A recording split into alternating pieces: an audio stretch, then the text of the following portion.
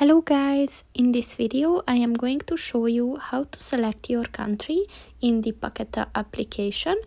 But first I just want to mention, don't forget to subscribe to my channel, because at 10,000 subscribers I'm going to show you my whole YouTube revenue statistics and growth strategy, as well as how to make money online.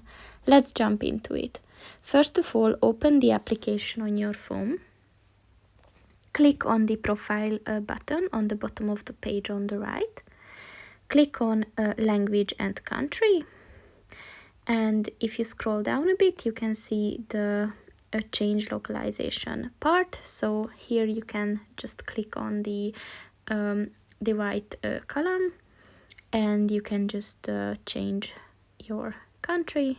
I'm staying with Hungarian, so just click on select and your country is selected.